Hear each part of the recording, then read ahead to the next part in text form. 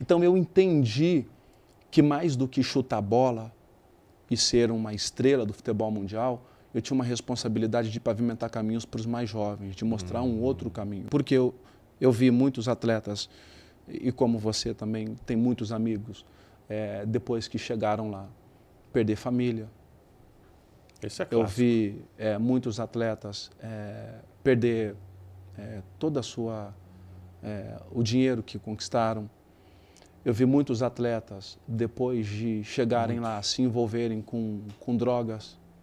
Enfim, então eu entendia que não era esse o caminho que eu queria para mim. Então comecei realmente a investir no meu desenvolvimento pessoal e espiritual.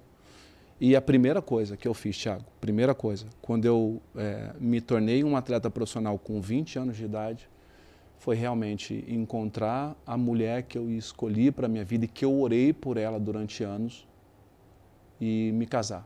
Me casei com 23 anos com a Débora, que é a minha esposa. Estamos juntos há 26. Esse ano a gente faz 23 de casado, constituímos uma família linda. E eu sou o que sou porque Débora esteve comigo ali, sempre me ajudando, sempre me auxiliando, sempre me orientando, sempre cuidando de mim e mostrando exatamente o porquê que eu tinha atingido tudo aquilo que eu atingi na minha carreira.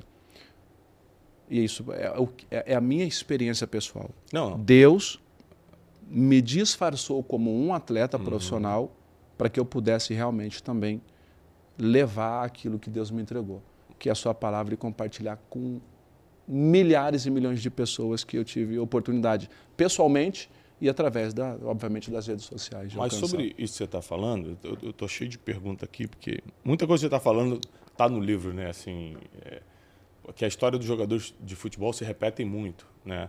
Por exemplo, eu explico por que uma pessoa de classe social vulnerável, pobre, tem muito mais chance de se tornar jogador. Numericamente, pela estatística, né? O que eu acho, não. Pela estatística, é 97%.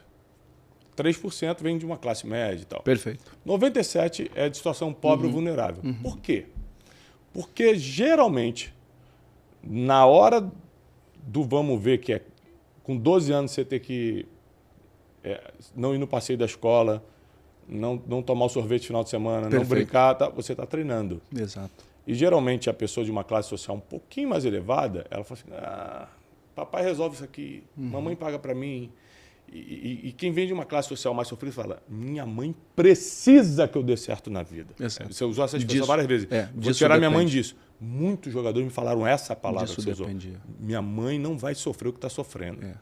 Né? Então, é impressionante como a história é muito parecida. Aí, quando você chegou na história da esposa, me lembrou o seguinte, uma coisa que eu costumo falar, que depois de aceitar Jesus no coração, a decisão mais importante da vida de uma pessoa é com quem ela vai casar. Tua derrota e tua vitória está nisso, irmão. É verdade. Você falou assim, o que eu sou hoje é por causa da Débora. Eu falo a mesma coisa da Janine. É verdade. A gente passou por muitos problemas, como qualquer casal, a gente quase perdemos nossa família, Deus foi misericordioso, mas quando eu paro para pensar, por que no final das contas eu fiquei de pé? Tirando a misericórdia de Deus, que é o principal, Perfeito. Janine. É isso. As palavras que ela me deu nos piores dias da minha vida, o apoio, vamos junto, vamos junto até a eternidade. Isso aí, vamos nos perdoar uns aos outros, vamos deixar para lá, vamos construir. Então, cuidado com quem você escolhe para compartilhar a vida, porque ela pode decidir o teu sucesso ou o teu fracasso, tá bom? Agora, uma pergunta que eu quero te fazer. Seu pai morreu quando você ainda era criança. Quem foi seu maior incentivador no campo? Porque o que eu percebo entrevistando jogadores de futebol é que eles sempre tiveram um incentivador. O pai, o tio, o avô, a mãe. Alguém que falou, vai lá, quando é pequenininho, te manda para o campo. O irmão mais velho. No teu caso, foi quem? Tá.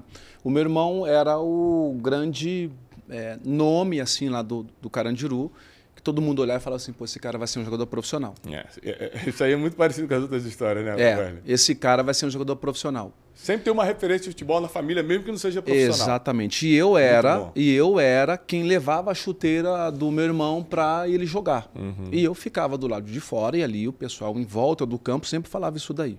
O meu pai, enquanto vivo, Thiago, levou ele para fazer teste na Portuguesa, levou ele para fazer teste no Corinthians.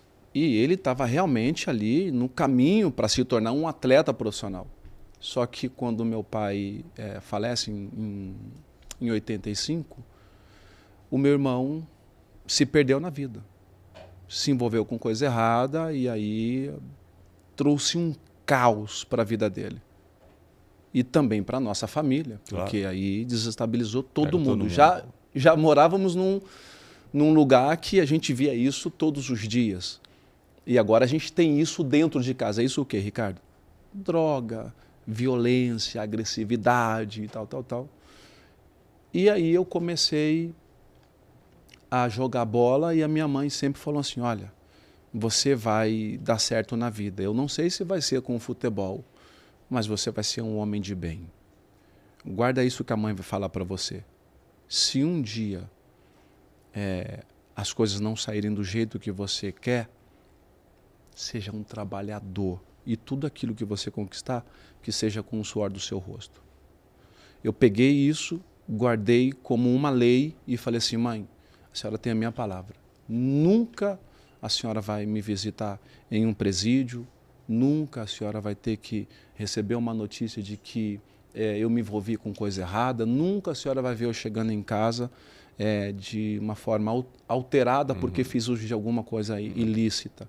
Prometo para a senhora, mãe, que eu vou ser um homem de bem, vou dar muito orgulho para a senhora e eu vou mudar a história da nossa família.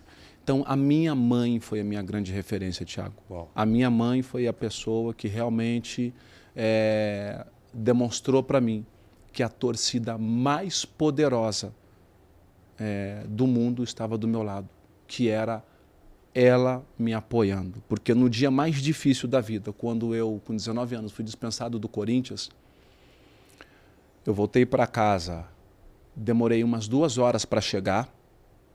Me lembro como se fosse hoje. Eu saí do Parque São Jorge, subi aquela rua retona que tem do portão principal do Corinthians, fui até a Celso Garcia, lá em cima.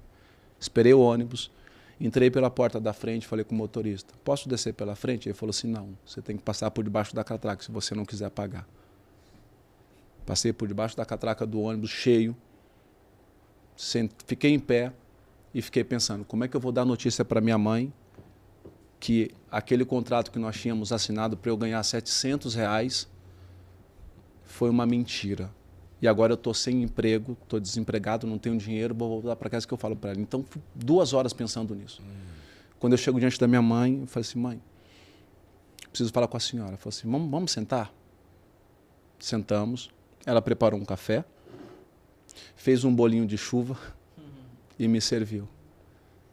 E ela falou, pode falar. Eu falei assim, mãe, lembra aquela história do mês passado de que eu ia fazer um contrato profissional e tudo? Lembro. Mentira. Fui mandado embora e agora eu não quero mais jogar bola. Ela falou assim, mas por quê? Eu falei assim, não quero, muito difícil, as pessoas são desonestas, as pessoas acabam deixando a gente de lado e tal. Ela falou assim, entendi. Ela falou assim, você parou a sua vida para dedicar ao seu sonho. E eu sei que a sua preocupação é me aposentar, porque você está vendo eu cuidando da casa durante todos esses anos, logo desde quando seu pai faleceu. Mas eu vejo em você potencial. Eu acredito em você. E eu não quero que você abandone os teus sonhos.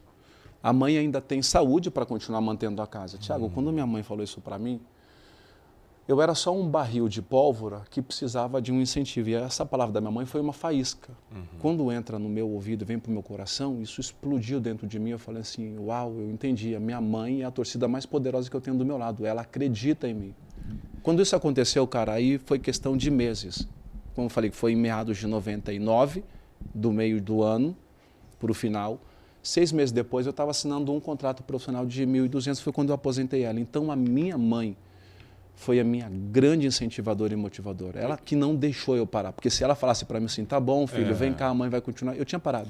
Eu vou mais longe. Eu acredito, você que está em casa assistindo a gente, e é pai e mãe, que suas palavras são decretos proféticos sobre a vida dos seus filhos. O que eu estou te falando não é o que eu acho, não. Está na Bíblia. Jacó, antes de morrer, reuniu os 12 filhos, botou a mão na cabeça de cada um e profetizou o futuro de cada um. Aqui a gente tem um Instituto de Educação Continuada, multifocal, um faturamento que poucas empresas podem ter. A gente tem a nossa relevância como escritor e tudo. Mas o que eu sou mesmo é um pregador. E o faço de forma voluntária, sem dar custo a ninguém. Sim. Por quê? Porque quando eu era pequeno, meu pai olhava para mim, Ricardo, e falou assim, ó, Faça o que quiser da sua vida, só nunca saia do altar. Uau. A gente não tem noção das palavras dos nossos pais sobre nossa vida. Tem o poder de tem direcionar, mudar muito destino, direcionar, né? dar destino, né? dar destino. Como você fala.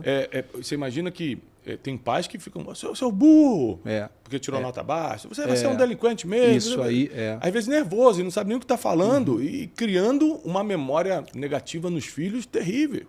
Se você fez isso, peça perdão. Se você já falou coisas dessas para os seus filhos, conserte e comece a usar sua boca para falar futuro, profetizar as melhores coisas da vida. Então, se hoje eu estou pregando, todo domingo tem um programa Boas Notícias, às 8 horas da manhã no nosso canal, é porque meu pai falou isso na minha vida, entrou e me tornei mesmo. Então, use, você que é pai e mãe, sua boca para profetizar sobre seus filhos. Tá aí, ó. É isso. O que a mãe dele falou para ele mudou todo o jogo. Perfeito.